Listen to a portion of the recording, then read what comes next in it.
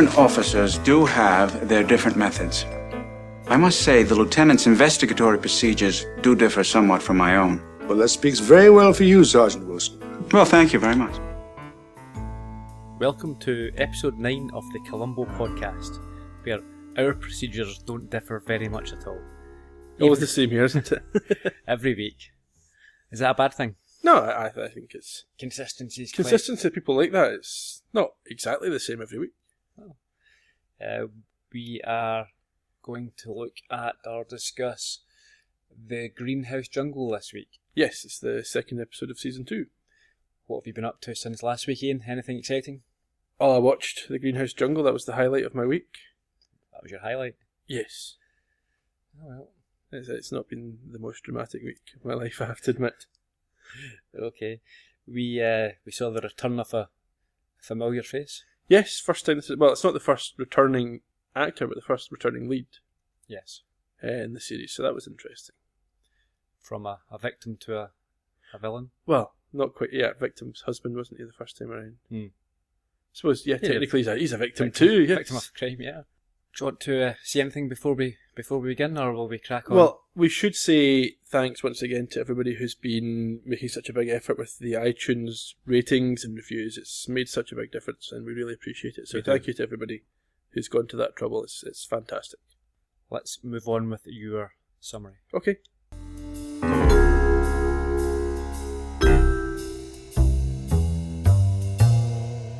So this week's episode, The Greenhouse Jungle, begins with the apparent kidnapping of Tony Goodland, and remains a kidnapping case for some time.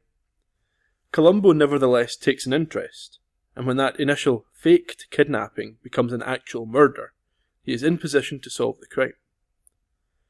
With 2 viable suspects to choose from, and the evidence pointing in one direction, all that remains to be seen is whether it will be Columbo or his deputy who puts the pieces together correctly. Nice one, Ian. Cheers. Slightly different format this week. Yes. It's half the episode there hadn't been a murder. No. We know that everyone looks forward to a murder. The appearance of Columbo himself didn't take... We didn't have to wait for Columbo. Yeah, because some of the episodes he is, we're a good 10-15 minutes into the episode before you get your first sighting of Columbo, but he appeared early on in this one, but didn't have a murder to investigate. No. Not even any suggestion of a murder. It wasn't like they thought it could be a murder. It was... And there's the explanation for that we'll discuss later on. Yeah. Did you enjoy the change of format? Do you think it worked? I'm not sure, did it work? Yeah, I enjoyed it. It was a good episode in my opinion. You didn't think it detracted substantially from the episode? I think it raised questions, but the episode was kind of self-aware. In that respect, there was somebody actually asked Columbo, why are we still involved with the kidnapping case? So if they hadn't addressed that, it would be nagging, and I would have been raising it and saying what's going on. But the fact that they raised it, I think you've said on a number of occasions previously on the podcast that Columbo has a bit of leeway in his business and how he goes about his investigation. With his clear-up record, I'm sure he's got a fair amount of carte blanche to... Yeah, I mean, deliver the goods. Rumour has it he's becoming a legend in the department. According to Captain Ritchie. Yes. Okay. We start this week, the first scene, we see That's traditional, we get a big house. a big house. Yeah. Money, wealth. There we go, Involved. the usual. Fairly creepy feel. It had a sort of horror type vibe to it. The old house, the wind howling. A little bit eerie, you could say. Eerie, yeah, good word. And you hear a telephone ringing, that's the first audio introduction. And you see an alarm clock reading 12:42, although I didn't know if this is someone who slept in until the afternoon on a bad day, or if it was the back of midnight. We hear a man's gravelly voice. Well, there's a woman answers the phone, and yes, there's a man on the other end of the line. And he asks for a Mrs. or he inquires, looking for confirmation of a Mrs. Tony Goodland. Yes. She gives him that confirmation. She's half asleep. Yeah, she says who she is, and she's given this warning that if he pays his debts, there will be no problem. Well, the man tells her that her husband has, I think he says, bought himself some trouble. Yes. And he wants him to pay up. That's it. She has no idea clearly what this is all about. And This is news to her. She's surprised. We do actually get a look at the person making the call, and it's a familiar face. And who is it? It's Mr. Ray Milland, Oscar winner and noteworthy Welsh actor. We discussed him a little bit more in episode 2. Interestingly, episode 2 of the first season, and he's back in episode 2 of the second season. That time he played Arthur Kennicott. He was like we said in the introduction there, he was the husband of the victim in Death Lends a Hand. Playing alongside Robert Culp. Yes, Brimmer. Robert Culp as Investigator Brimmer. This time he is the antagonist. He is our perpetrator. And we see him, he's holding a handkerchief over the telephone. He's disguising his voice. It's old style, low quality phone lines. It's not digital quality there. I've often wondered how... I think I might have tried it as a kid, disguising your voice over the phone with a handkerchief, but I'm not convinced how effective a handkerchief would be if you're trying to disguise your voice against someone who would, obviously knows you quite well. It didn't really seem like he was trying to put on an accent or change his voice in any way. It was just the handkerchief was doing all the work for him. You'd have been saying, Jarvis, I can't hear you particularly well. I've got a bad line here. Yeah. But she's half asleep, perhaps. He's taking advantage of that. So what happens here is that the old man, Jarvis, tells her that they have her husband. No, he doesn't. He says the husband's in trouble if he doesn't pay the money. Okay, it's implied that... Because she goes to look for Tony, yes. And this is the first indication we get immediately that they're not a happily married couple. He's got a separate bedroom. Separate bedrooms. He's not in it. Yeah, and the other thing is that it looked to me like she had a signed photo of her husband by the bed. Yeah, I noticed that in the Gloria... later on we see this other woman and she also seems to have the same signed photo. It's like a rock star or a pop star signed, or a film star's signed image. Yeah. Surely you don't give that to your wife or a partner. It follows on from, I think, episode 6 last season. The fellow had a portrait of himself on his desk. It's maybe it's a thing that there's odd photos, odd pictures is a theme that we're going to come back to. I don't know. Anyway, she looks in his bedroom, looks through the house, calls on him, no sign of him. No. She looks through a drawer. For an address book yes. And we see a gun in this drawer, which plays a pivotal. Well, we're going to come back to the gun later on, yes. So she takes this address book and she calls a number, and a blonde lady answers. Yeah, she's reading a book called Relaxing Your Mind. Is she? Yes. Didn't notice that. That was quite interesting. It's a Miss West, a Miss Gloria West. Yes, and it's apparent that the wife believes this woman is involved with her husband. Gloria denies it. The wife doesn't seem to care much for that at this particular time. She dismisses that and says, listen, I know you're having an affair, but it's Tony, I need to speak to Tony. Is he there? And the woman says, I'm just a receptionist, and the wife says, I know all about your skills at the office. So the wife then calls Jarvis. Now this is the chap, this is Ray Milland's character, who had been calling in disguise. Yes, he's now removed the handkerchief from his phone and he speaks to her normally. So we start to understand that they know each other. Yes. And it transpires that he is in fact the uncle of her husband, Tony. Yes. Okay, so that's the relationship. Yes, and he, at the end of this phone call, we find out that he is actually with Tony. Yes. So there's a plan that they're both involved in. And I think actually we can listen to the end of the call and then the immediate aftermath. I think this is quite a good clip. Oh, and Kathy, assuming nothing is wrong with Tony, it's been my pleasure to hear you so upset. Torpedoes running straight, hot, and normal. Yeah, so it's obvious from that clip that there's no love lost between that pair. No, yeah, he is not fond at all of his nephew's wife. And in fact, through the entire episode, he is having a little digs. Yeah, I mean, he's openly hostile towards her. He doesn't even put on a show. It's just, I don't like you, and that's the bottom line. I'm not going to hide it. So he's advised her that she needs to wait for an hour or so and then call the authorities, call the police. Yeah, and that presumably is part of his plan because he is the one that's clearly orchestrating things, although Tony's there. It appears to be Jarvis that's taking the lead. Yeah, so just to make it clear, Tony and Jarvis are in the greenhouse, Jarvis's greenhouse. Yes. At this point. And Tony appears quite upset about how Jarvis talks to and refers to his wife.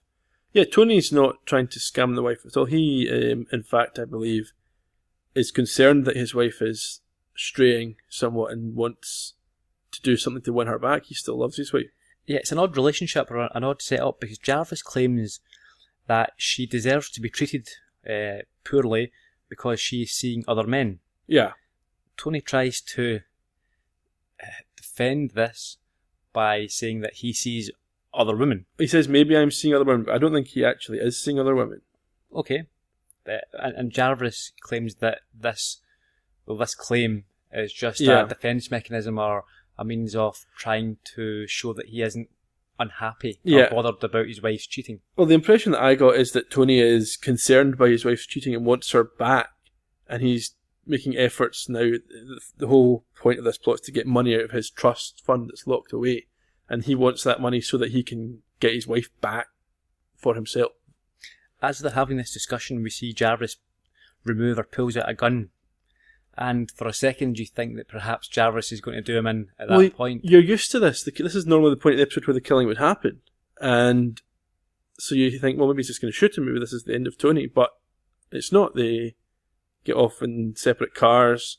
Okay, so that's interesting. So you watching this for the first time, I can't remember what I thought when I first watched this. Did you think at that point... No, I assumed he was about to shoot him, yeah. Okay. Tony does look quite concerned. But he then sort of calms down and says that this plan had better work. Yes. And Jarvis assures him that it is his plan and that it will work and they have to conclude phase 1. Yeah. So it's obviously a fairly detailed, well thought out plan. They've got different phases, different parts to this. Yeah. This whole devious plot. They leave the phone off the hook in case the wife tries to call Tony back. says what happens if she phones, and Jarvis says, I'll be off the hook, and takes the phone off the hook at that point. And they go out to the cars, and it's night time. Yes, they leave in separate cars, and at this point the credits roll. Yeah. So it's a fairly late introduction of the credits in this episode as well. Yeah. And we go to a woodland hideaway, some cabin or shack somewhere out in the woods, the forest. Yeah. The drive to this secluded hideaway. Question about this: who owns this shack? I don't think they give you too much information about the shack. Yeah. If they didn't own it themselves, which they wouldn't have because they can't own it themselves because then it would be tied to them. But if it's not theirs, a shack's probably a disservice. It's fairly substantial. Cabin, maybe. A cabin. And it's not run down either. So how could they be sure that no one was going to turn up, or either legitimately or someone who's out, camping or kids? Again, in a lot of these episodes, I think that the killer or the killer's plans, there's a fair amount of risk associated with them. When we don't get given enough information, it could be they've been scouting it for weeks. They know when it's used, when it's not used. It could be a time of year that it's empty. It could be in it, but we don't know. So they go over this plan as they unpack what looks to be like a kidnap kit, including a letter addressed to Tony. No, a letter written by Tony. Written by Tony, addressed to his wife. And Jarvis is listening to some sort of scanner or radio. Yeah, I wasn't sure, is it a CB radio of some kind, or do the police broadcast on normal radio in that period? I don't know. I think it's probably possible that the frequencies used back then could be picked up by a reasonable radio. Yeah. Anyway, they are hearing, and they hear that the crime is reported. So they seem quite happy with this. That's part of the plan. That's probably why he suggested it to the wife in the first place. And Jarvis suggests that they have to action phase 2. Yeah. Which involves destroying Tony's Jag. And yes. He's upset about this. He's not excited about it at all. He says it cost a fortune, and Jarvis asks him if it cost $300,000, which is obviously the amount they're going to get. We then go to a winding hillside road. Yep. And both cars stop after screeching and creating some skid marks on the road. Yep. They turn the lights off the Tony's Jaguar. They set the car up to look like it's been shot and driven off the road.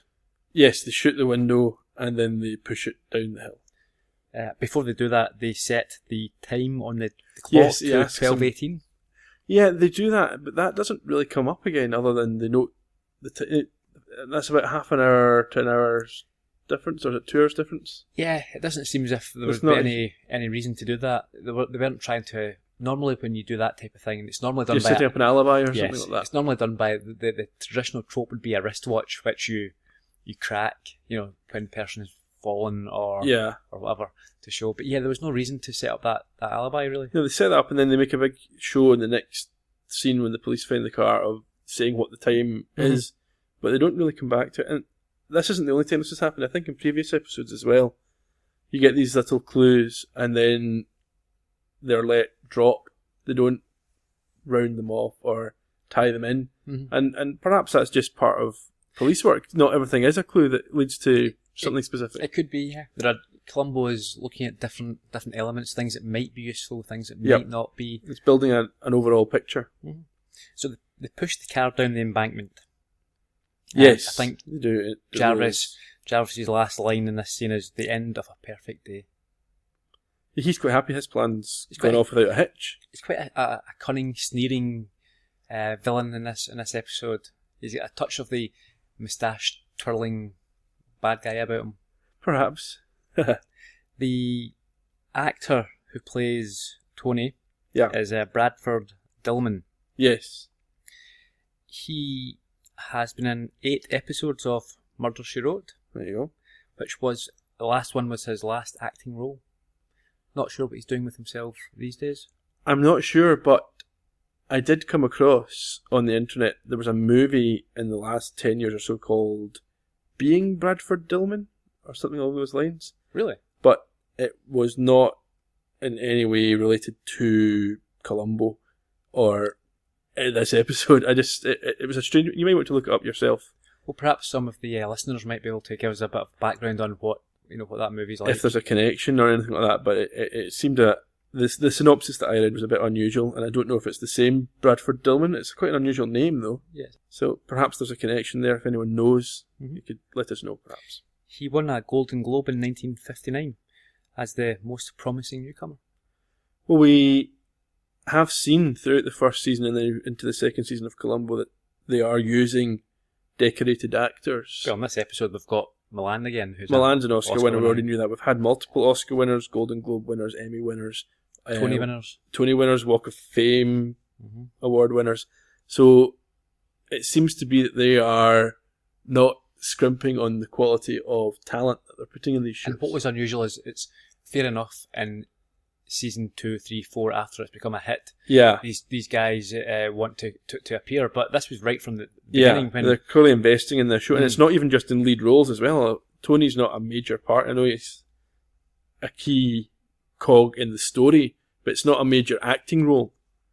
So to have a high quality actor in that role is not necessarily something that a studio would always invest the money in, but clearly they're quite happy to do that on this occasion. And I know for this show, throughout the run of this show so far.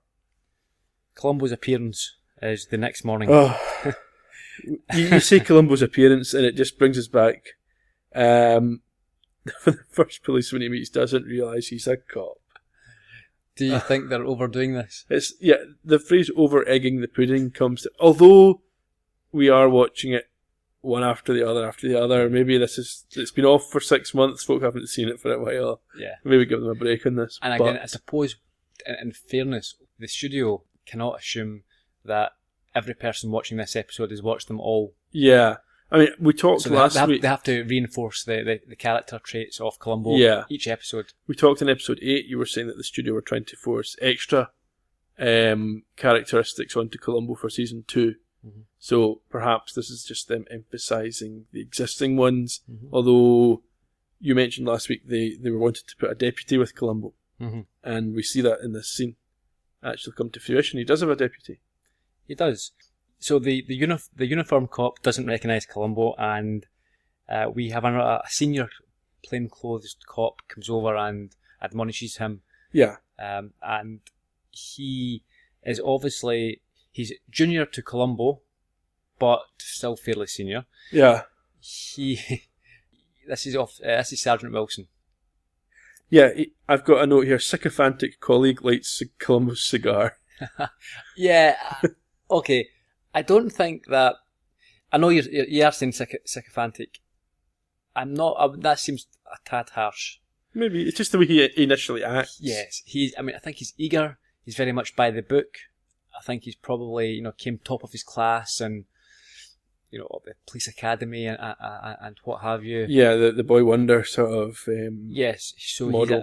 he's a textbook cop, but perhaps doesn't have the real real Yes, experience. he's textbook smart, but he's not got the field skills. Maybe He's very eager. he's up to date as well. He's got modern methods. Which he pays, modern equipment, He does. which he buys himself.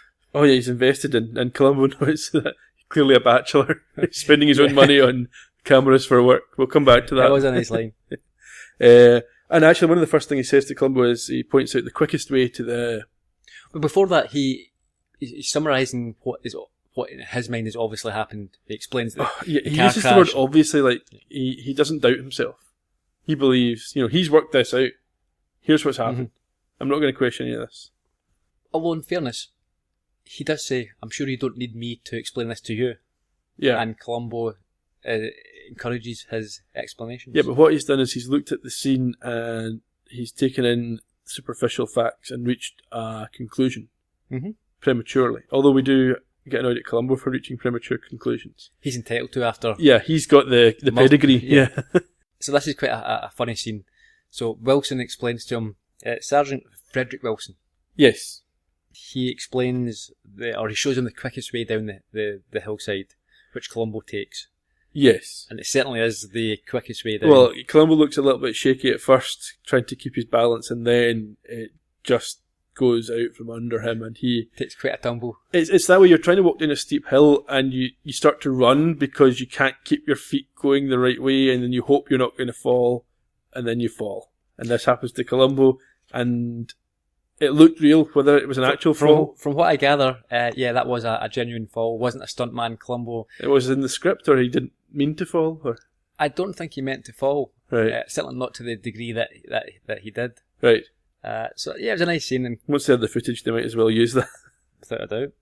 One of the things that I picked up on from this scene, which I thought goes back to something we've remarked on previously, they talk about the gunshot, and Wilson says there was no blood. Now, I have mentioned in the past the fact they don't mention the lack of blood or the presence of blood in scenes where people have clearly been shot in a number of episodes. So it's quite interesting that this time they're mentioning the fact, well, there's been a gunshot, but there's no blood. It's like, yes, well done. Yeah, Wilson gives him his theory of what happened about the car being forced off the road. I think he says, however, that, and this puzzled me, he said that it looked like the car had been forced off the road to conceal that a man was snatched. Yeah. Why would there be... There's a ransom demand. Did I pick that up wrong? I think he did say that. Well, no, I don't. Yeah, I'm not sure exactly the line that he used, but I think the suggestion was that the kidnappers had taken Tony from his car. I think that's the setup, isn't it? They're trying to make it look like he was forced off the road and then taken from the car. Yeah. Columbo actually at this point doesn't know who Wilson is. No, and he introduces himself and says he's going to work with him. Yes, and Wilson's very embarrassed and apologetic that he hasn't introduced himself until this point. Yeah, and it occurred to me, because you said last week that the studio wanted to try Columbo with a partner. I didn't know if is this them trialling the idea, or is this who's... Well, I'm not going to give anything away. I don't want to give you too much. Right. Okay, I'll throw the question back to you. Do you think this is the start of a beautiful friendship or relationship? I don't think it would work. I mean, obviously I know that Columbo doesn't get a partner in the long term, but even in the short term, you had this contrast between the two of them. I don't think you could keep playing off that in every episode. It would just get old very fast. Lincoln Lev, yes, I think it become more of a comedic Yes, and you don't need partnership. that. You don't need that in this type of show. No. I mean, Columbo does there's enough comedy in Peter Falk's performance. Yeah. I believe that Lincoln Levinson didn't like Columbo being put in that position of being a superior. Right. As you'll even at this point understand, Columbo works better when he is doffing his disarming cap to those who appear to be superior, and that is his whole act, his whole persona. So you can't have Columbo being the boss. Yeah. It doesn't work. He's not that type of type of character. And he doesn't really seem that keen on taking on the partner at this point either. But not at first. He's a bit puzzled. Yeah. And it seems a bit concerned that he might be working with a partner. But Captain Ritchie has fed Wilson a compliment to give to Columbo to get him on board, I think. Do you think that Ritchie fed him this? Or I think so. Could it not be that Ritchie was genuine in his compliment and Wilson has used this in order to... It could be. But either way, I think the fact of it being said is done to kind of salve Columbo and get him to come on board with the idea of having a partner. Do you think that Columbo is a type of cop who would take the huff, who would rail against authority if he was given a partner? Do you think they would need... My question is, do you think that they would need to be as cunning as that? I don't know that they would need to trick him into it. I think he would do what he was told, but I think that they maybe wanted to make him more comfortable with it. So the idea that he is seen as this very talented investigator who has expertise to pass on would go better for him than you need someone to work with you. What Wilson actually says is that Ritchie has mentioned that Columbo is fast becoming a legend. Yes. And this really does massage the ego of Columbo. It does, and it sticks with him for a good few minutes. He keeps coming back to it. Yeah, he's got a smile on his face. Yeah. Very chuffed. Yeah. And then he also comes to the conclusion that Ritchie wants to expose Columbo to the modern techniques that Wilson uses. Yeah, Columbo's quite gracious in that sense. He doesn't... I think he's a little bit embarrassed about the compliment and the phrase, so he's trying to deflect that by... But I mean, going all the way back to Murder by the Book, Season 1, Episode 1, and again, repeatedly since, Columbo always says, I'll take any help I can get. I'm happy to take help. You're not always convinced that he means it. He doesn't mean it. In those cases, he's talking to the person who he suspects or probably knows is the killer. So, this is a slightly different scenario, but dynamic. You still think that he is prepared to take information that is made available to him, and he will include that in his thoughts. And he doesn't have an ego. He doesn't have a massive ego that does need... I mean, I think he appreciates it like anyone else. Yeah. But he doesn't need it. No. Although he does... he lets Wilson go off later on in the episode. He lets him go off on a wild goose chase almost, like sets him up to look silly almost to an extent. Not deliberately, but he doesn't stop him from doing something that's going to look bad. And do you know why? Well, in my view, why? I think it's in his best interest. He's giving Wilson that life lesson, that perhaps, he's learning the hard way. What might appear on the face of it to be the solution it's not isn't always. You need to think a little bit out of the box. I actually think Columbo's not. I don't think he's vicious in that way at all. But I think Columbo he's doing it deliberately for his own benefit. We'll come back to the specifics of it, but Columbo requests reports later in the episode which prove a point he wants to make. Clearly, he's not made Wilson aware that he's even requested those reports. He's let him go off on a different tangent without even telling him what he's investigating. So he's not teaching him in the way perhaps that Wilson expects to be getting taught, but he is teaching him nonetheless. As he's talking to Wilson at the crash scene, Columbo removes a bullet from the he borrows. This is another 70s sort of thing. Every guy has a pocket knife. Yeah, it's very. Although Columbo doesn't. Very Hardy Boys or Boys Own type Swiss stuff. Army knife. Yeah, all the rage when I was a kid. We go back to the. In fact, let's talk about Sergeant Wilson. Okay. Or the actor who plays him. Yes, he's a very pleasantly named fellow. Bob Dishy. Dishy. What's his nickname? The Dishmaster. The Dishmaster. Did you make that up? I made that up. Okay. It might be his nickname. So he plays, Sergeant Frederick Wilson, although, I'm not giving too much away here, in a future episode, his name has been changed to John. Okay. John Wilson. The actor's name, or the character's name, okay. Yeah, the character's name. Could be a middle name. But generally a character actor, still working today, Law and Order, Along Came Polly. He's been in an episode of Mrs. Columbo as Sergeant Norris. Sergeant Norris, yeah? Yep. The reason he may have got this role is that he was a long-time childhood friend of Peter Falk. Well, there you go. He's not a very easy man to track down on the internet. I found I was compiling our show notes for this episode in advance, and as our listeners hopefully know, I tried to include useful or entertaining or informative links for each of the people who appears in a particular episode. And looking for something on Bob Dishy. People go ahead and try it. If you can find something great on the internet, please send it to me. I'm happy to include it in the show notes. I found almost nothing. And people will see, if they go and check the show notes now, you click on his name, it's really the most tenuous of connections, short of using his Wikipedia page, which is very bare bones in itself. I had a hard time with this one. Okay. So we go to the Goodland home. Yes. And Jarvis is telling Kathy that the ransom demand of $300,000 is by no means an unsubstantial amount. Yeah. He's kind of sniping at it as well. You get the dislike coming across loud and clear. We don't see or hear the ransom demand being made. No, but we know the letter has come that Jarvis and Tony talked about earlier in the episode. And Jarvis, even although he appears to be a very wealthy man, insists that he cannot help her with that size of ransom. Yeah. Too rich for his blood. Yeah. The doorbell rings and Columbo arrives. This is quite an odd scene. So Columbo finds it odd as well, though I think it's meant to be that way. Mm-hmm. He introduces himself, but she basically tells him that she's already spoke to the police and told them everything, and she's closing the door on him as he's standing there, doesn't invite him in. Yeah.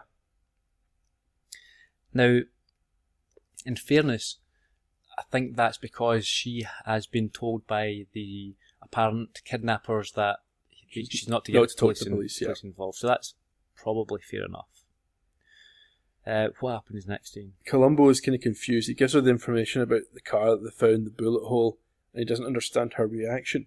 Mm-hmm. And I found this interesting because in previous episodes, when Columbo's had this kind of strange reaction, that's been a trigger for him. He's kind of then locked into that person as his culprit. But he doesn't do that here. He doesn't decide that she's guilty and go to all ends to prove that. No, because it's a kidnapping. And it's a slightly different. Yeah, we've not really seen him in a non-killing scenario previously. Mm-hmm. We have seen him where it's not been confirmed that there's been a killing yet, mm-hmm. or it's only a suspected killing, or it may be a killing. This one, there's no suggestion of a killing at all at this point of the episode.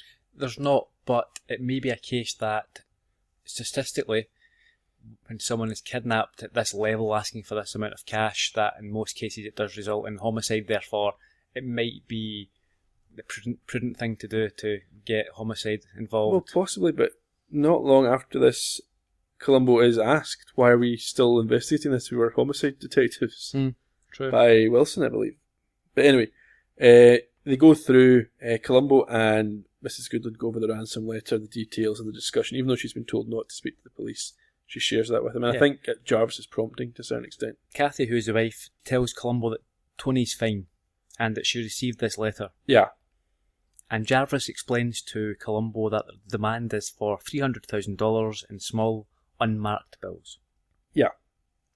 And shortly after this, I don't know if there's anything else you want to add, but her boyfriend shows up.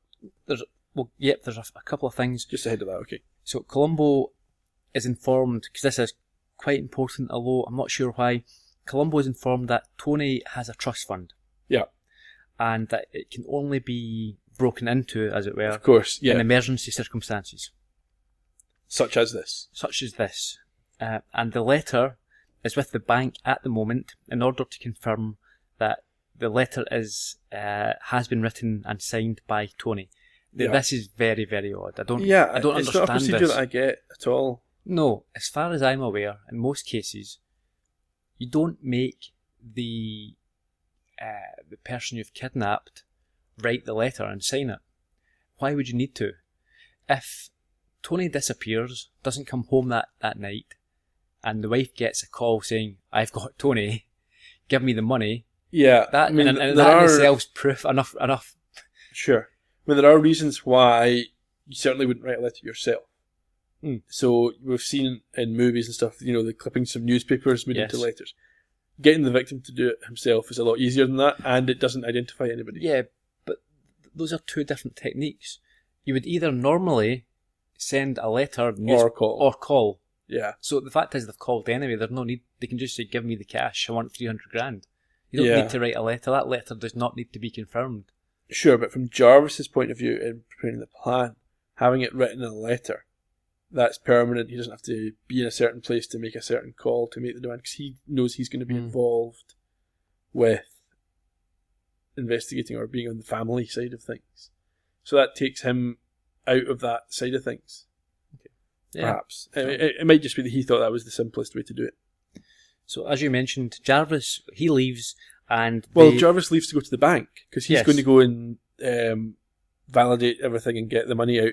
And Columbo says he's going to send a policeman to meet him there. Yes, although we find out later that it doesn't go directly to the bank, but we'll get to that. And as you said, we see a chap enter who looks like maybe a fitness coach, tennis coach. I think they call him a ski instructor, don't they? Ski instructor, yeah. Yep.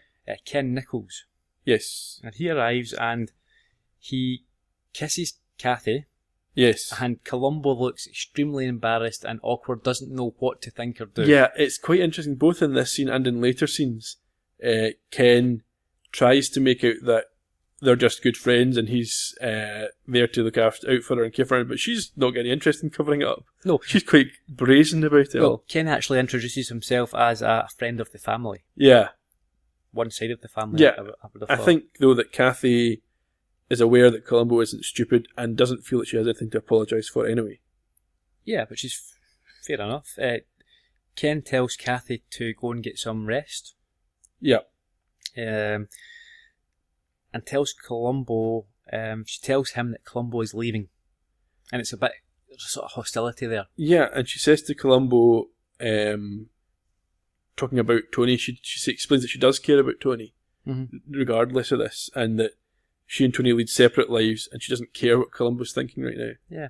As Columbo's leaving, he's sort of got his head down. Yeah, he's a little bit, what's going on here? Yeah, he's uncomfortable, and he's embarrassed, and he pats her on the arm to comfort her as he walks I think out. that's almost that's the embarrassment again. It's just like he doesn't pat you on the arm, let's go. Yeah, he doesn't know what to do or what to say. So. Yeah. This is a very unusual circumstance. We're at the Jarvis home again. Jarvis's home. Yeah, well, that's the next point. We assume at this point Jarvis has been to the bank. He arrives in the car. We see this huge house. It looks like a sort of plantation style house. It's obviously not, but that's right. You've got those large pillars at the front. Sure. I must admit, it took me a couple of times to watch it. I wasn't sure what house was which. Both homes look very similar, and because one was at night, because it's at night time as well. Yeah. It took me a while to work out if they were all staying in the same house or not. Yeah, and it could have been clearer. I think. Yeah, I don't even know if the houses that you see the exterior of are the ones that the interior shots are filmed at. It could well be sets. I think it is sets. I read somewhere. I don't have the information to hand, but this was a. Yeah, I think they built actually the exterior was the actual exterior was built. Right. So it's not a real house. It was used in other. Which one? Jarvis's, I think. Right. I'm not sure. Okay. But anyway, yeah, he comes into his greenhouse and Columbo's waiting for him. Yeah, he sort of appears from behind some flowers. Yep. Jarvis looks slightly surprised as he would. Yeah. And then we have 3 Columbo tropes in one small segment. Lots of bang for your buck. Yeah, he mentions his wife. Yep. How she likes flowers. He does. He distracts the killer, or the soon-to-be killer, by talking about other things. Yep. In this case, the flowers. And then he discusses costs or monetary value and gets a little shocked when he finds out the true value. This is almost a new trope. Obviously, you talked about it last week. He's not done a lot of that in season 1, but that's now 2 episodes of season 2 where he's talked about things being expensive and value, like flowers that cost $1,000. Well, it's $1,200, and I thought, wow, that's even today, that's a huge amount of cash for one orchid. Yeah. That's just one thing I'm going to remind you of. One more thing. Last week, I was searching around for a word, and you laughed at me because you thought I was looking for the word grow. Well, we ended up at the word grow, didn't we? Yeah. Cultivate was the word I was looking for. Okay. And so Jarvis, he cultivates these orchids. Yes. Which, $1,200 each. each. That's like over a tenth of his salary. It's basically Columbo's monthly take-home pay after tax, I suppose. It's a lot of cash, isn't it? That's an expensive flower. Mm-hmm. I wouldn't want to be getting too many of those for anybody. And so Columbo's asking these questions about Jarvis, trying to disarm him, and Jarvis is taking no nonsense and he tells him to get to the point. Yeah. But Jarvis then confirms that the handwriting and fingerprints have been on the letter have been verified as being those of Tony's. And this is where Columbo notes that Jarvis didn't go directly to the bank. Mm-hmm. He says he must really love or be really passionate about these orchids. Yeah. Because he didn't do this, and Jarvis is upset that he is being followed. Yeah. Jarvis gets into a discussion about his feelings about Tony, doesn't he? Well, before that, he threatens to call Columbo superiors because of this. Yeah. But Columbo insists that he's going to sort of stay way back, he says, until Tony is released. No, he's essentially saying that he has cleared what he's doing with his superiors. Mm-hmm. Yes. But that he will be taking a sort of backseat role. Yeah, and this is something that they don't pick up on again, and it's Jarvis who doesn't pick up on it because they've got an instruction from the kidnappers, in inverted commas, not to get the police involved. Columbo is getting involved. And then later on, we're going to see there's a twist. And Jarvis, instead of saying, well, the kidnappers told us not to get the police involved, now they're upset, he just lets that go. Mm. Odd. Yeah, we'll maybe talk about that a bit more detail when we get to that point. But as you said, Jarvis in this scene tells Columbo what he actually thinks about Tony, and we have a clip here. Yes, a good one. In that case, I don't mind revealing that my nephew isn't worth a sack of peat moss. He's a wife-ridden weakling whom I've despised for years. If it wasn't for the fact that he's my only relative, I'd call up his captors and tell them that they're welcome to him. My favourite part of that is when he describes him as a wife-ridden weakling. Like, a wife is a handicap to him. Some of the insults and the performance generally of Ray Milland in this episode are a pleasure to watch. Yeah, and we get the impression that Jarvis is a confirmed bachelor. Mm-hmm. His only living relative is a nephew, for a start, and he is very opposed to the idea of wives, and perhaps with money in the family, he just is suspicious of everybody's motive, and he never allowed himself to trust people. That sounds reasonable. It's a sad story, really, when you think about it. We should feel bad for him. We go back to the Goodland home. The Tony Goodland home. Yes. They're both Goodland homes, technically. Yeah, sure. So the wife's, Kathy's home. Yeah. And we see a man counting the ransom money. Kathy's standing close to Ken. Yep. And Jarvis is watching on. Yep, and Columbo is subtly undercover. Yeah, the very next door, it's a very obvious and a very bad and poorly orchestrated undercover operation with, they're in a van which says telephone services. Yeah, it might as well say not police. Not police. Honest. Yeah, because there's a car parked right beside it, and Columbo just walks out eating a sandwich. Yeah, but we do know that Columbo doesn't look like a policeman. We've had that established on many occasions. Does he look like a telephone repairman? Either? Perhaps. Yeah. Anyway, yeah, Columbo is using this telephone van to listen into phone calls Mm-hmm. in the house, and there is a phone call from Tony. And Kathy answers the phone. She does. Tony's at a phone box. Yep. And he tells her to send Jarvis to a gas station. Yes, there's no further instruction beyond that. No. Ken, it gives the address Like of the specific gas station. gas station, yeah. And Ken offers to go, but Jarvis said that he doesn't need any heroes, and Yeah, he takes the last thing I need is a hero, yeah. so he says, yeah. He picks up the briefcase containing the cash, and he heads out. No, he gets called back, he has to sign for it first. True. And then he gets to head off with the cash. Yeah. He leaves in his car. Yep. To the sounds of some sort of lounge room jazz. I like that soundtrack there. And he's followed by Columbo and the other cops in a car. Yeah, you've got Wilson being by the book here. Yeah. And they get through this sort of city centre to this gas station. Yeah, they're tailing Jarvis, essentially. But Jarvis is aware of this because he spots them in the... Yeah, I don't think he's in on the plan. I don't think it's been agreed with him that they will do this. But he knows it's happening. No, I think he wants that to happen. He wants it to happen as the villain, Mm-hmm. but as the uncle delivering the ransom, there's not been an arrangement with the police to get involved. He should have been, if it was genuine, he'd be upset. Yes. Because the police should not be doing this. No, they've been told to stay out of it. Yeah, and they're obviously very bad at... Columbo's not the type of cop who... Yeah, I mean, if this was on foot, you can almost see him tiptoeing between trees in a wood, yeah. kind of hiding behind them with his jacket hanging out. It's not his forte at all, is it? No, he's not great at being surreptitious. What I did like about this particular scene, and it happened a few times in this episode, it's a slightly more dynamic episode in that there's a bit of movement. So driving through the city centre, normally we go from one sort of static scene to the other, a house. This is the first time we see sort of interiors of tracking and that, so it felt nice, it felt different. Yep. Maybe worth mentioning before we move on from the scene in the house and Kathy's house, the actress who played Kathy. Okay. Her name was Sandra Smith.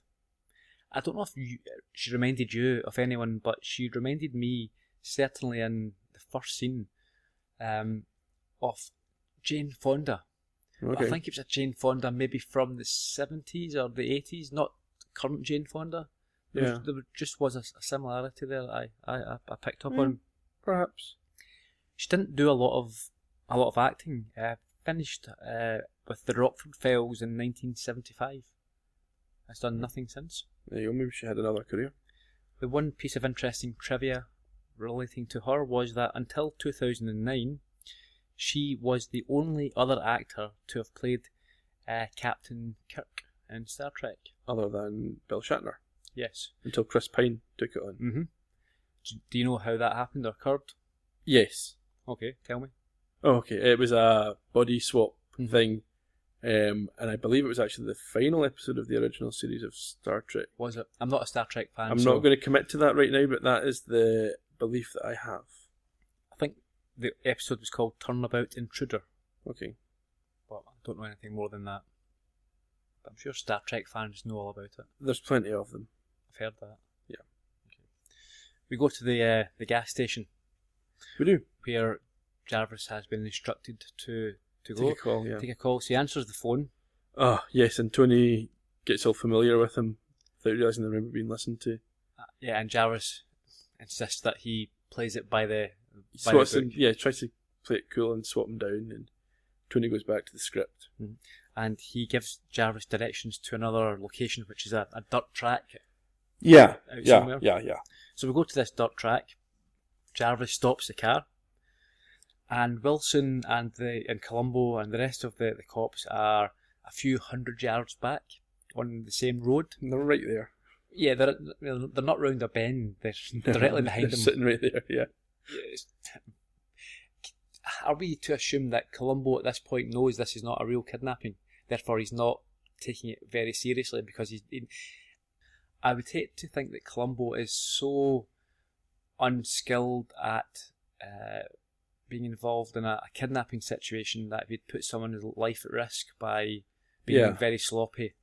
Yeah, I don't know. I mean, it wasn't made clear, is all I can say.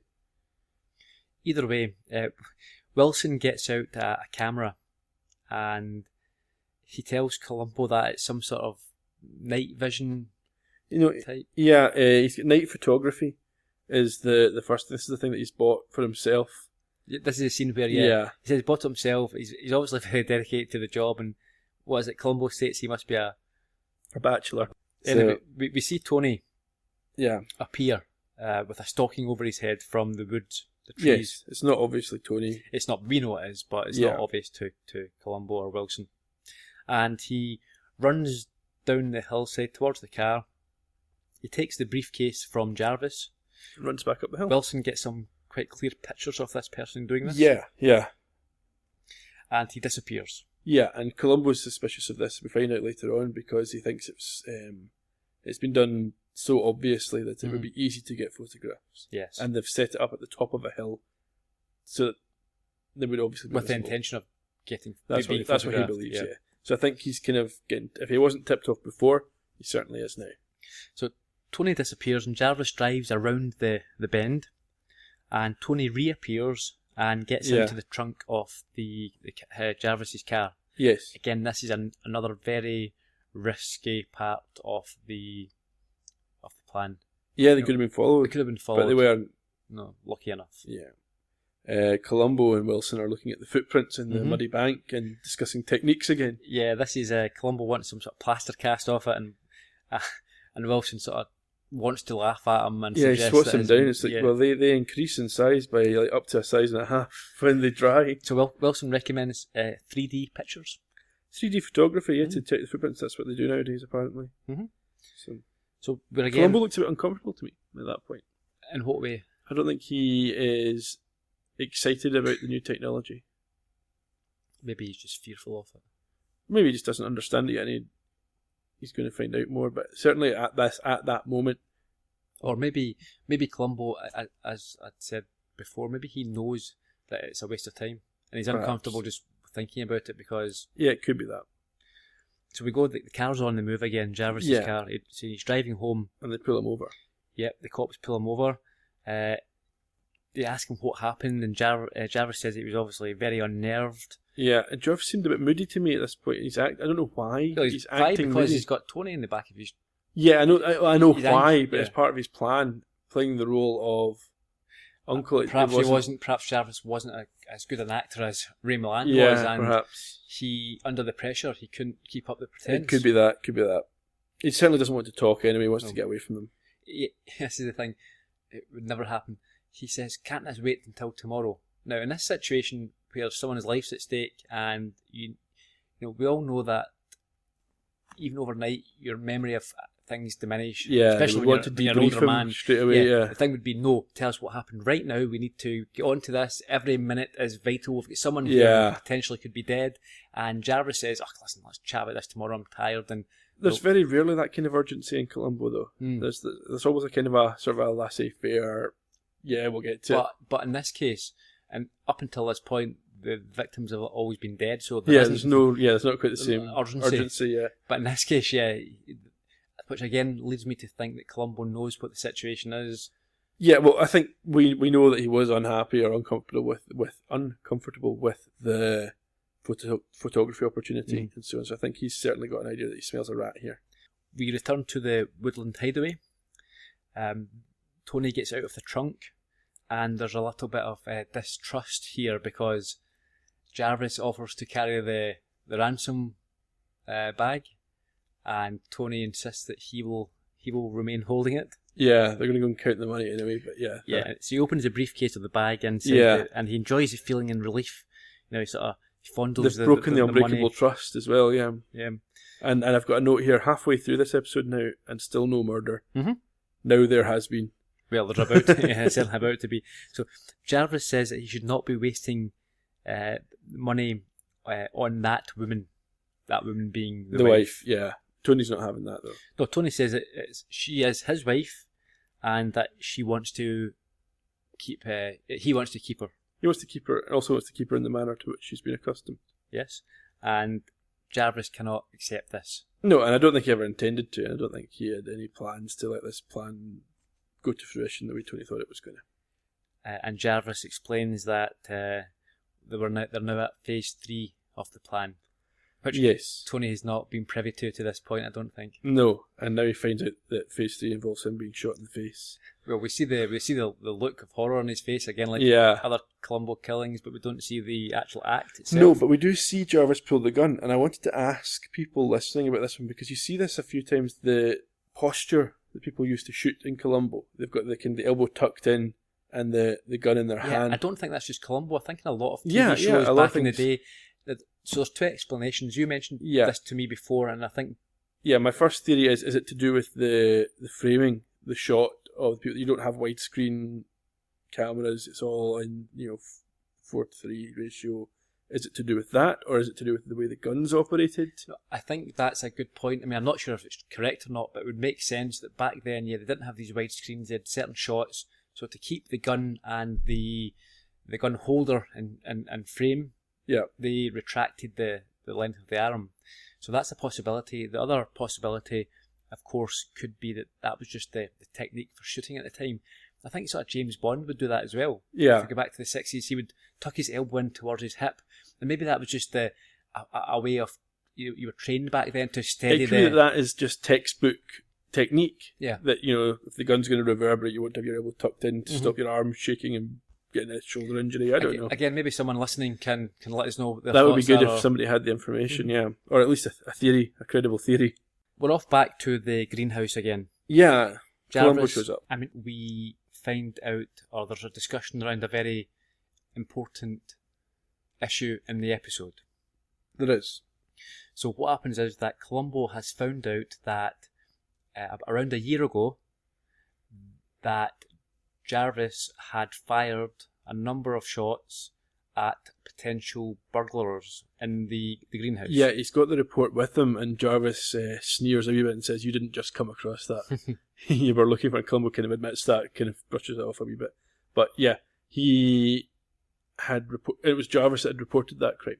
So Columbo's made the connection through the name. There had been an intruder in the greenhouse, and Jarvis had fired his weapon at them. And this is where Columbo is able to make the connection between the type of weapon and the bullet that he's found in the car. A 32. 32, yep. Yep. So, but and Jarvis claims that he wasn't able to hit them.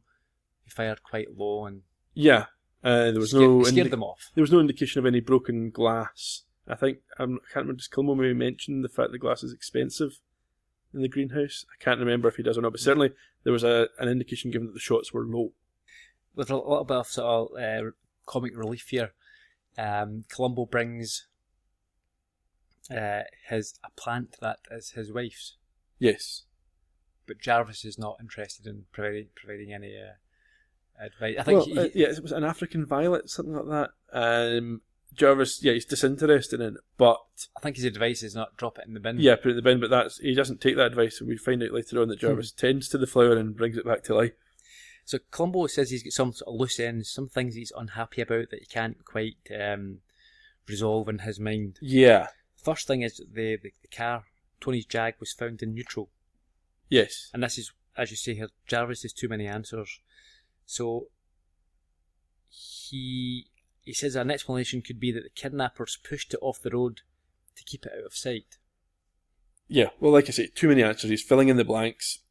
Although, in this case, is that a reasonable answer? So think about it. You're a kidnapper. Yeah, but I don't think it's whether the answer is reasonable. I think it's the compulsion to have an answer. Rather than saying, I don't know. It's not his job to solve the crime. Yeah. And Columbo states that the letter was odd. And Jarvis suggests that it was because... Yes, this is the first time, and he does this again later on, he gives the impression that the kidnappers would know how the wife would behave. Yes. And it grates with Columbo immediately, and again later on when he makes the same assertion. In fact, I think it's later in the same scene. He says that, the later one is they didn't have the wife take the money because they thought she would just keep driving. And Columbo's, well, why would they think that? And it's the same here. Yeah. It's the same sort of general point. He's implying that some sort of insider knowledge. Yeah, he certainly, yes. He's saying he's giving reasons for the kidnappers' behaviour that are based on knowledge that only someone who knew Tony's wife would have. Mm-hmm. So we are to assume at this point that Columbo knows what's going on here. Perhaps, certainly he's on the way to it. And he also has found a link between the bullet hole in the car and the gun that Jarvis has. Yes, but before that he has an issue also with the fact that the skid marks showed a heavier car was able to keep up. Was able to keep up and push the Jag off the road. Yeah. And the Jag itself is no slouch of a car. Sure. So it should not have been able to, you would have thought. It's certainly something dubious for him to think about. And then, like I say, the bullet hole tied to the gun, and Jarvis says that he confesses. Jarvis pretends that he thinks Columbo is leading up to an accusation of an unregistered gun. Yeah, which doesn't in any way follow from what Columbo was saying, but anyway. What is it said here? He says, well, I'm guilty, and he says it's about having an unregistered gun. Yeah, and Columbo says, if I arrested everyone with an unregistered weapon in LA, I'd have half the population in jail. And that is probably particularly striking to those of us in the UK where the gun laws are much tighter. To be fair, I think even today in the States and LA, an unregistered gun, if the police were aware of it, they would clamp down on it. I think More so than in the 70s then, yeah. Oh yeah, more so. I don't think you can do that at all these days. If the cops knew about it, you would be in a bit of bother. Sure. They certainly wouldn't just let it lie. Well, perhaps. I don't have any experience with LA cops, but that could be the way. We move through to Jarvis's billiard room, which again is a nice. I like this scene. Yeah. Columbo's having fun. He's playing a bit of pool. Yeah, actually, I think we've got a clip from this scene that may be worth listening to that now. Okay. What do you think? I think it's very odd. So do I. I think this whole case is odd. You know what I mean? I mean, you got those skid marks and you got the bullet hole. I'll tell you, in most cases, you don't have any clues. You can't miss a shot. In this case, I got so many clues, they don't know where to start. You know, it's almost like they put them there just on purpose. Yeah, it's quite clear Columbo has Doubts. Well, yeah, he's of the opinion that things aren't as they seem. No. He mentions that, that one of the problems is that it looks as if the ransom handover or the money handover has been set up, has been staged in order for it to be photographed and for it to be seen. Yeah, and this is where he asks about why it was Jarvis taking the money. And well, Jarvis is getting agitated at this point. You can tell he's getting anxious. Yeah, he's very much on edge. And then the phone rings. Again, as it happens quite often, someone looking, Columbo is told. Now, we are unsure whether or not this is just a sort of Columbo trope that they're building on, but more likely, this is just life before mobiles. Before mobiles, you had to tell, or cell phones, as they would call them. Yeah, you had to tell your boss or your colleagues where you would be. So yeah, I feel well with that. Yeah. In any event, the call is from the department that found Tony's body. Mm-hmm. So now we have a murder investigation. Yeah, homicide. Yeah. We go back to the hideaway. Yes, which we still don't know anything about, but yes. And the crime scene cops are there with Columbo and Wilson. Yeah. And Wilson is giving details. Yeah. Espousing his theory about what's been going on. Yeah, he's saying it's there's food there for 3 people, so there must have been the victim and 2 others. That's obvious. And Columbo's not buying that at all. He says, awfully obvious. Yes, he knows this. This is a setup. So you've got this coupled with the ransom handover. Everything is far too obvious, far too staged. Yeah. Everything's falling into place. And this, I think, if we go back to what we're talking about with Wilson at the start, he is teaching Wilson a lesson here. The clues present themselves, but you have to look a little bit deeper. I don't think Wilson's learning that lesson quite yet. No.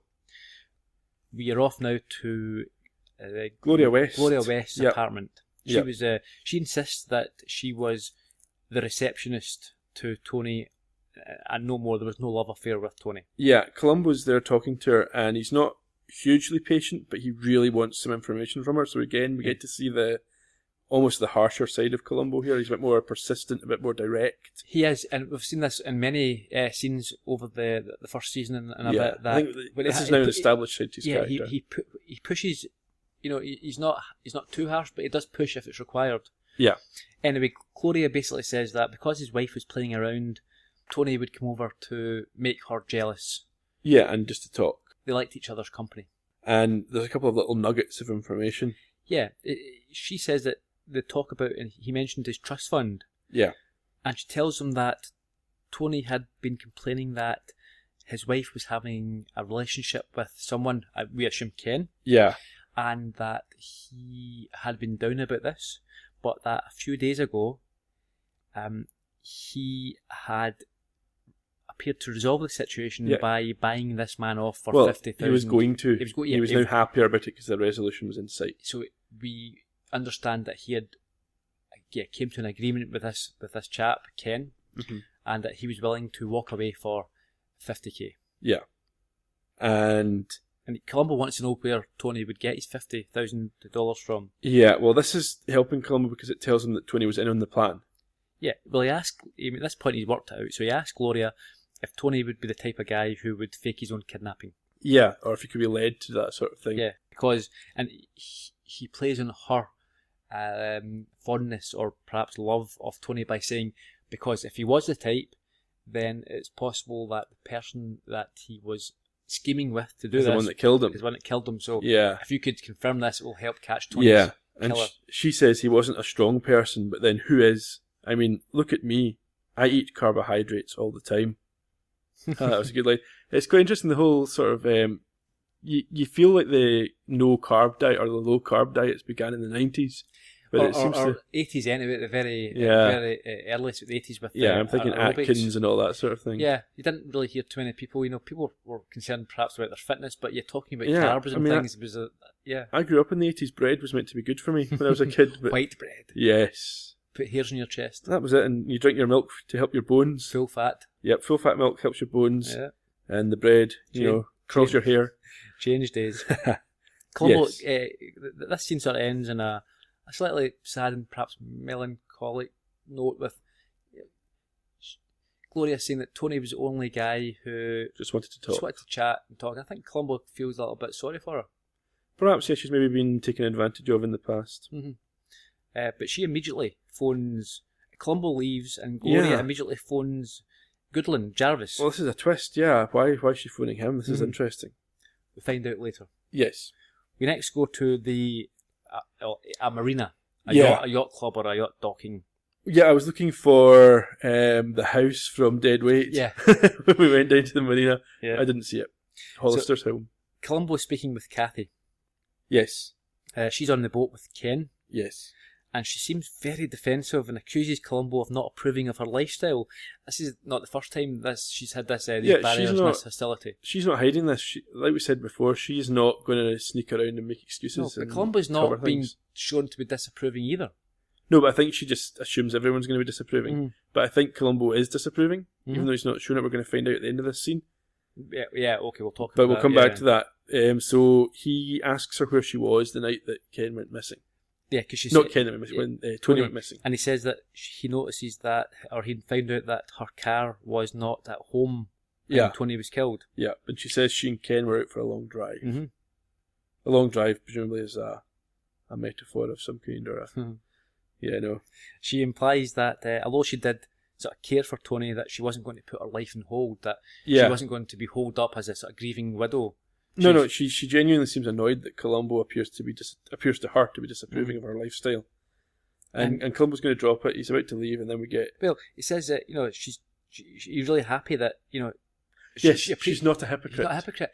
It was a different sort of change of scene, and Columbo's. He says she's not a hypocrite. He's going to leave it, but he's not happy. He genuinely is annoyed and disapproving of her lifestyle, and he proves that right now. No. Okay, I'm going to disagree with you here. Okay. I don't think he disapproves of her lifestyle. Okay, I think he disapproves of this guy who's taking advantage of her in this relationship. Yeah. So, because actually the opposite. He genuinely does think, I respect you. You're not a hypocrite. You do not deserve to be treated badly or in this way. Because of that. Guy. Okay, that could be fair enough. Because he uses his just one more thing. Mm-hmm. It's almost like he plays the just one more thing card, and he comes back and he says, he gives Gloria West's revelation about Ken agreeing to be paid off. Yeah, I'm in two minds as to whether or not I liked that aspect of Columbo's personality. It had nothing to do with the case. It didn't. It was there was no reason to do it. He just wanted to get that information to that woman. Now, whilst she is obviously in the wrong, is it the right thing for him to be so callous and cold and just... At the end, she seemed to appreciate it. It was for her benefit. Yeah. So, but is it his position to do that? It's none of his business, but then at the same time, is it his business to keep other people's secrets? I don't know. Yeah. I suppose it is, to a certain extent. Can't go blabbing. No, I know. Things. But like I'm saying, it's nothing to do with the case. There's no legitimate operational reason to give her that information. Like I say, I'm in two minds whether or not I like that side of what he done there. But it gives us more insight into who Columbo is. Mm-hmm. He's a man who will do things for personal reasons. I'm quickly going to just bring up the actor who played Ken Nichols. This is an interesting one. Now, I am a huge fan of William Smith, the actor who played him. Yeah. I'm going to urge everyone... He was good in Men in Black. Was he in Men in Black? Oh, Will Smith, very good. Yeah, and that's... you got me there. I'm going to urge everyone to go on to William Smith's IMDb page and look at the trivia. This guy puts us all to shame. What he has achieved in his life is absolutely incredible. What a guy this person is. He's a remarkable man. A remarkable man. I'm going to read out just a couple of his achievements, and what I would like is for anyone who looks through it to pick out their favourite achievement. So if anyone listening can tell me, look through the list of achievements of William Smith and tell us what they think would be their preferred, or what they would like to... If they could have just one of those things on their own trivia page. What would it be? Yeah. I'll give you an example of some of the things that William Smith has done. So he was a 2-time arm wrestling world champion. He graduated UCLA and speaks 6 different languages fluently. Yep. He was the last Marlboro Man on TV. Bruce Lee personally offered him John Saxon's role in Enter the Dragon. He was the Air Force light heavyweight boxing champion. He turned down the role of the MGM Tarzan character, and he's appeared in over 279 acting roles, and he's still working to this day. Now that is, you won't believe this, this is only a fraction of what this guy's done. So yeah, and I should say that doing the show notes, picking out one web page to feature, I went for, I think it was Time Magazine's list of the smartest actors in the world. He's got a PhD, he has a master's in Russian, and he teaches Russian. Don't spoil any yet. We're not going any further. Yeah. Right, you know, that's just a few of the things. It plays totally against how he acts and he looks. He's very gruff. He's very much a traditional 70s man's man. Yeah, but he's a genius. Heavy drinking, heavy smoking, but this guy is amazing. So yeah, go and check out William Smith's trivia on IMDb. He's got his own website. Do a little bit of looking. Absolutely fantastic. Yeah. Okay, so we go back to Jarvis's house. Yes, and this is the follow-up to Gloria's phone call. Mm-hmm. So Gloria arrives and rings the bell, there's no answer, and she goes around to the greenhouse. Yeah, we should note on the greenhouse, Jarvis was offended when it was called the greenhouse earlier in the episode. He wanted to insist it was a solarium. You've done some research I did do a bit of investigative work on this. I spoke to somebody on Twitter, Neil, I believe. Mm-hmm. I investigated it further on the internet, and my understanding is that a solarium has an element of human use, whereas a greenhouse would be exclusively for plant life. Maybe Jarvis likes to strip off and catch a few rays amongst the orchids. There didn't appear to me to be seating in the greenhouse/solarium, but it could just be he spends that much time in there, he considers it a solarium. Or maybe he just walks around in the buff. Or perhaps he's a pedant. Perhaps. But if he's a pedant, then that wouldn't be right. Well, maybe it used to have seating or something. I don't know. It's a strange one. So anyway, whether it's a solarium or a greenhouse, it doesn't really matter, because Gloria West shows up and she has a theory. Yeah. Okay, what is her theory, Ian? Well, she tells Jarvis about Columbo's idea of the fake kidnapping, and she thinks she knows exactly who would have done that, because she remembers Tony telling her that he gave a gun to somebody. And Jarvis assumes that she's going to say him, so he pulls out his weapon. Now, did it remind you of any? Did she remind you of anyone? She remind me of anyone? I was thinking very much Lysanka at this point. Or get herself in trouble. Yeah. See, to be fair, I didn't. I thought she was going to blackmail him. I thought, like him, she was going to reveal that it was Jarvis that he gave the gun to. Ah, right, okay. And that it was basically, I hadn't quite got that line of thought going, yes, that makes sense. Okay, yeah. No, I didn't think that, but that does make sense. Mm-hmm. And the note that I've taken, though, is that when he hears the start of this conversation, he pulls out his gun as if she names him, he's going to shoot her. But he's planned everything so carefully, and then he's just going to shoot somebody in his greenhouse. Yeah. It seems a bit crazy. And only slightly less crazy is that on hearing her theory, he adopts it and changes whatever his existing plan was to try and set things up to match her theory. Yeah, well, he's thinking on the hoof here. Yeah, he's winging it a wee bit. It is very, very risky. I should also mention, for anyone who hasn't watched or listened to our first episode and can't remember, the Lysanka reference was to Murder by the Book. Yep. Our first episode. So go back and listen to that now. Just pause, go and download episode 1, and when you get to the end of this one, listen to that. So she leaves, and Jarvis picks up the gun. Well, he kind of takes control of the situation, so before she leaves, he tells her he'll handle it. She's saying she wants the reward from the police for the information, and he says he's in control, he's going to deal with this, don't worry. And she toddles off.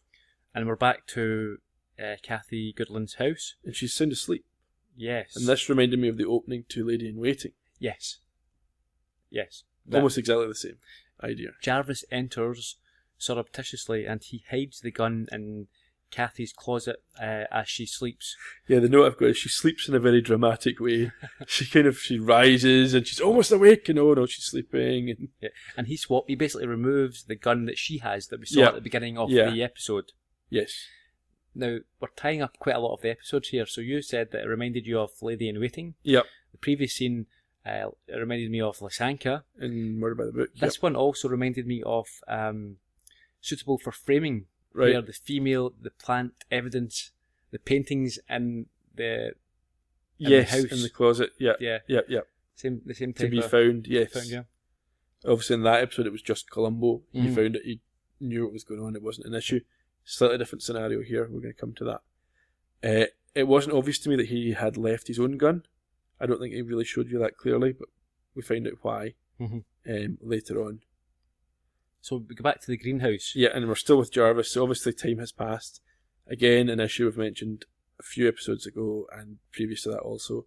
It's not always clear how much time elapses between scenes, but certainly Jarvis has had time to get away from Kathy's house and travel however far it is to his own house, and is there in his own solarium or greenhouse when Freddie Wilson shows up. Yep, and he presents the gun to Wilson. Yep. And suggests that Wilson takes it to ballistics to check it out, which should and will prove that it doesn't match the bullet found in the body or in the car. And he makes a reference to Columbo's techniques. Well, that's what we heard at the We heard it at the top of the show, and Wilson distinguishes his own techniques from those of Columbo, and Jarvis is quite pleased because he thinks this guy's a bit more malleable. Yeah. This is the weakness of Wilson, and I think it's what Columbo's trying to teach him. Wilson is still very much respectful of people with wealth and authority. Yep. He is not immediately distrusting of them. No, and he takes things at face value to a certain extent. He will just follow the facts that he has established. And he assumes things to be true. Whilst Columbo is happy to be subservient and play the bumbling fool, he has none of those. He is in no way intimidated by people's positions. Yeah. And I think this is the lesson that he is making sure Wilson learns for his own benefit. And Wilson, I think, exposes his naivety in the next scene, because we're at a chili stand with Columbo. Yeah, so we're at the a roadside diner, and Columbo is having a discussion about chili. I think we've got a clip here. How do you want your chili, Lieutenant? With or without beans? Last night I had it with beans. How without beans? Variety. Lieutenant, what are you doing here? I'm just ordering some chili. Would you excuse us, please? Sir, didn't you get my report on the Jarvis Goodland statement? Yes. I found that very interesting. Very interesting. That gun he gave you? Checked out okay with ballistics, huh? Sure, of course. Sir, he's cracked the case for us. I have a search warrant and 2 units. Variety is the spice of life, as he's saying. And we've taken... it's great. But Wilson is unhappy. He is. He doesn't understand why Columbo can be sitting here enjoying some chili when the case is about to be or has been cracked. Yeah, this is him exposing his naivety. He says that Jarvis has cracked the case for us. As if none of the work that they've been doing has led to this. It's that Jarvis has done it. He's just taking his information, and where Columbo would be suspicious of that information, and why am I getting so many answers from this guy, Wilson takes it on face value and says, yes, let's go, we've got the warrant, let's go and execute it. Yes. Columbo is happy to allow Wilson to take the credit. Yeah, we talked about this back at the very start of the episode of when Wilson was introduced. Columbo doesn't stop him going off on the wrong track here. No. And again, I think he's just teaching him a lesson. I think that's a charitable way to look at it, but yes, certainly it has that effect. Columbo waves him off. Wilson is delighted to be given, basically put in charge of the case now, and he's delighted to do this on his own. Yeah. So Columbo waves him off, and he tells the guy in the diner that Wilson has been a big help and helping him solve this case. Yeah. Whether he's being... Well, I think he's being honest there, but not in the way that Wilson would want him to be. Sure. And we go back to the Goodland house, Kathy's house, and she's insisting to Wilson that he's obviously sort of stormed in there, all guns a-blazing, demanding that they search the premise looking for this gun. Yeah, she's like, I would have let you in. Yeah, just ask for it. She's confused when she can't find the gun that she knew she had. Yes, and Wilson's not buying her story. No, he's unsurprised by this. Of course your gun's not where you said it was. Yeah. And Wilson asks for the troops to be brought in to search the place. Yeah, and they are using what looked to me like one of those old school metal detectors you would take down to the beach and hunt for buried treasure. Well, yeah, and Jarvis, he arrives and he's claiming to be concerned, which is odd because he's never shown any concern for her in this episode to this point. Yeah, I think, yes, because he's had to change his plan. Mm-hmm. He's not really in control anymore, and he gets this wrong. So they're searching through her home, and Wilson comes back into the scene and produces the ransom briefcase from within 3 other cases in the stored in the house. Yeah, and they haven't found the gun at this point, but Wilson is confident in his technology. Yeah. And Jarvis again tries to support her by encouraging them to look for more Jarvis encourages them to look for more evidence by pretending to defend Kathy. Yeah, seeing that, there's lots of cases that look like that. Yeah, so you should make sure and go and find this gun effectively is what he wants. So Wilson and his team find a number of shoe bags with metal shoe trees in them. Yeah, and the team are not keen to hunt through them. They think that this is just shoe trees. Well, this is quite amazing, considering that Wilson is a very much by-the-book guy, and it wasn't him that was sloppy here, but his team were. Mm-hmm. So they looked at one bag, there's perhaps dozens of them. Yeah. They look at one that's got a metal shoe tree in it. Yeah. And they decide that they won't bother searching the rest. Wilson... Correctly is unhappy with this and insists they go through them all, and lo and behold, there's the gun. The gun is in there. Yep, and we swiftly move along to our denouement, our final scene. Well, before that, I mean, Wilson insists that the gun is immediately sent to ballistics. Oh yeah, he's by the book, everything's done correctly. I think someone else questions whether or not Columbo should be informed. And he said he doesn't need Columbo to be involved at this point, as he will take Kathy into custody himself. Yeah, Columbo's given him the nod to go ahead with this investigation, or this part of the investigation. He's quite proud of being in charge. I think he feels like he's solved it. This is it. So his first big win. We're back to the Jarvis home. Yes, in the greenhouse solarium at 3 a.m. Yep, he arrives and he pours himself a drink. And he finds Columbo's waiting for him. In the middle of the night. Yeah. He demands to know what Columbo is doing there. Yeah, Columbo kind of stalls him a little bit till everybody else shows up. Yeah, he confirms that to Jarvis that things look pretty bad for Kathy. For Kathy, yes. And he says that Jarvis must have some sort of magical green-fingered powers because... His wife's flowers come back to life. Yeah, what was it? Yeah, it's African violet, you're correct. Yeah. Apparently it's blossomed and grown. Yeah, so Jarvis had said to throw it in the bin earlier, but clearly he hadn't been able to resist the temptation to treat it well. Yep. And then Wilson arrives with Kathy at Columbo's request. Yes. And he's quite confused because Wilson hasn't been given any more information. No, both Wilson and Jarvis are both surprised. They don't know what's going on here. Yeah, I mean, as far as Wilson's concerned, the case is closed. Mm-hmm. He's solved it. He's got the criminal and he's on his way to the police station. Why is he going somewhere else? Another cop produces an envelope which has bullets in it, and it confirms that they are from the body and from the car that was Tony's car which crashed in the seat, embedded in the seat. And Jarvis isn't concerned at this point because he's adamant and he knows, and Wilson also, that they match the gun that was found at Kathy's house. Yeah, so they've sort of triangulated this. They know there are 2 bullets and they know that come from the murder gun. So yes. Okay. And then Columbo produces a 3rd bullet. Yes, this goes back to 2 things that we mentioned before. Firstly, right at the start of the show, I mentioned a report that he didn't tell Wilson he'd asked for. Mm-hmm. That's this. Yes. It also goes back to when we talked about the break-in that Jarvis had suffered when he shot at the Burglars. youths or the burglars that were in his greenhouse. Now, this third bullet that Columbo produces, he confirms it has also came from the same gun. And this is where murder weapon. This is where Wilson has helped him, because he's got a metal detector. He's used a metal detector to get the bullet from the soil in the greenhouse. So explain what's happened and how Columbo's resolved this. Yeah.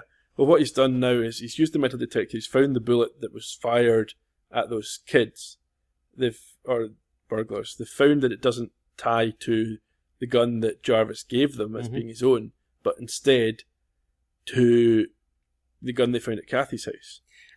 The murder weapon. So essentially they know that the murder weapon was in Jarvis's possession previously, and the gun that Jarvis told them was his was not. And he asks, Columbo asks Jarvis how he can explain this. Yeah, and he's at a loss for words. For once. I think he can see that his plot has unravelled. I'm not convinced that there's not a very reasonable explanation as to how that gun how that gun could have shifted homes. So we know that this was a gun owned by Tony. So we have. Do we? Because Jarvis. Sorry, this is Jarvis's gun. Yeah, it's owned by Jarvis initially. But we know that that Jarvis gave this gun. There's been witnesses that he gave this gun away to someone else. So this gun could have been passed around. The gun that was given away was Tony gave a gun to his wife. Jarvis isn't giving guns to anybody. Okay. So Jarvis would have had to give the gun to Tony. And that's where there's a break, because why would he do that? They're not. I mean, it's his uncle, but he's not his pal, and Tony can get his own gun. Tony could have stolen the gun, or borrowed the gun, or taken the gun. Yes. I think that evidence is not strong enough to hold up in court. I think it might do. I think you've definitely got the murder weapon in Jarvis's possession. At some point. So I think that's quite strong. And then there's obviously other things they're going to need to investigate. They probably need to place him at the scene and so on. But I suspect they may be able to find the money for a start. Will be somewhere. They'll find that. So there'll be more. Okay. Yeah. Sure. And I think this is the the silver bullet, so to speak. But there will be further evidence, and I suspect that he will ultimately be convicted of this crime and spend the rest of his life in prison. Okay. Columbo asks Wilson to take Jarvis downtown. Yeah. But Jarvis stares at him, and Wilson, as Wilson starts to read his rights, and again, this is another example of Wilson not having the self-belief or confidence. He doesn't finish the rights. No, he stops. I don't know, is this pre-Miranda, is this after Miranda? Is he required to go reading him his rights? I think this will be pre, I'm not right, sure. So he's reading him his rights as a courtesy, so it's not a problem that he stops.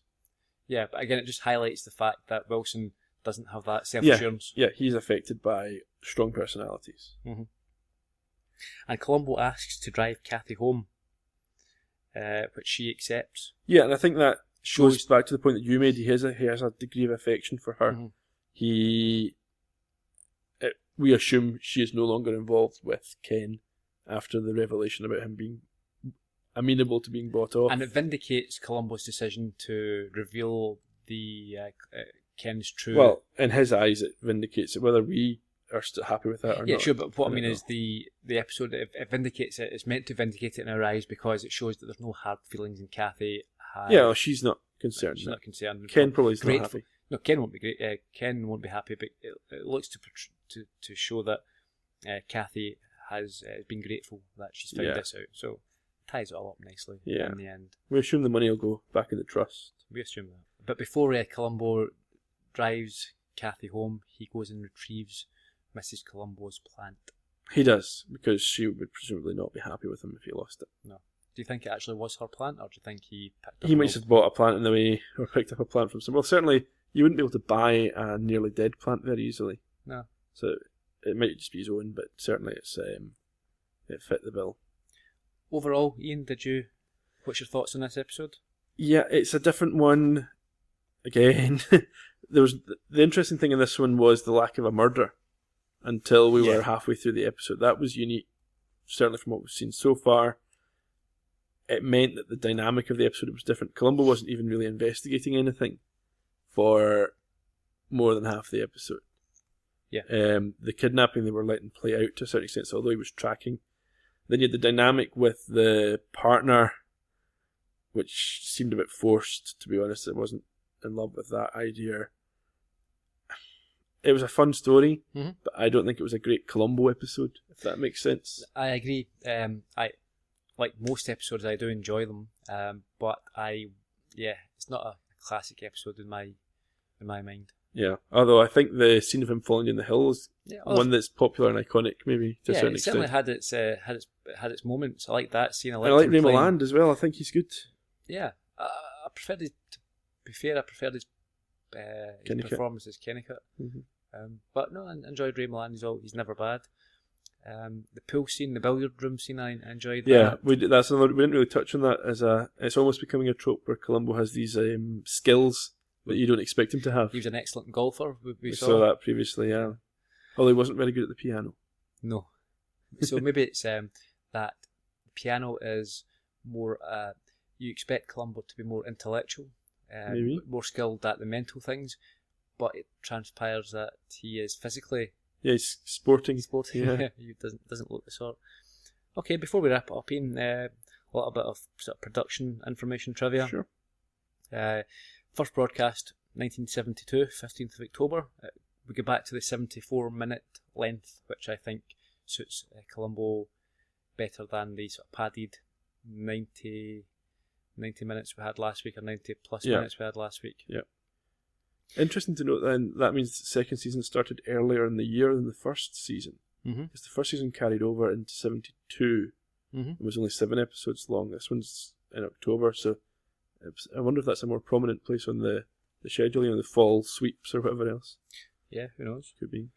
This episode was written by Jonathan Latimer, died in 1983, aged 76. The Greenhouse Jungle was his last role as a writer. There you go. He also wrote 32 episodes of Perry Mason. I wonder what he did after that. He can't just stop writing, presumably maybe he wrote books or something. Yeah.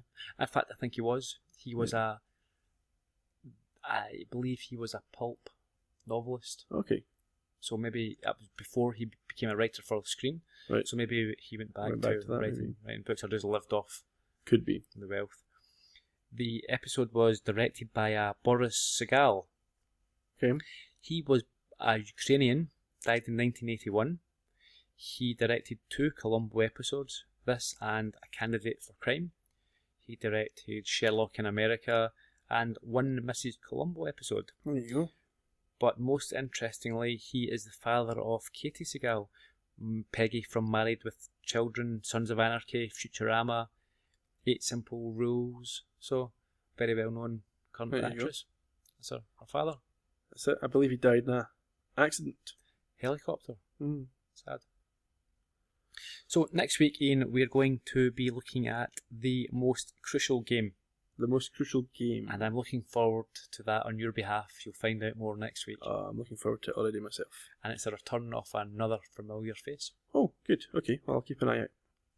So again, thanks to everyone who has been downloading, who's been listening, who's been getting in touch, who's been rating, who's been reviewing. We really do appreciate it very much. Yeah, and also participating in the discussion on the website. There's been some good conversations there. Yeah. We do encourage that. It's great to see everyone, their views and opinions, and interacting. Yep, definitely. So keep it up, guys. It's brilliant. Look forward to hearing from you in the coming week as well.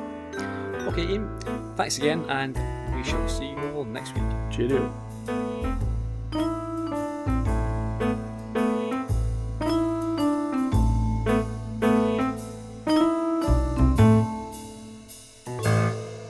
You have been listening to the Columbo Podcast from Heard Yet Media.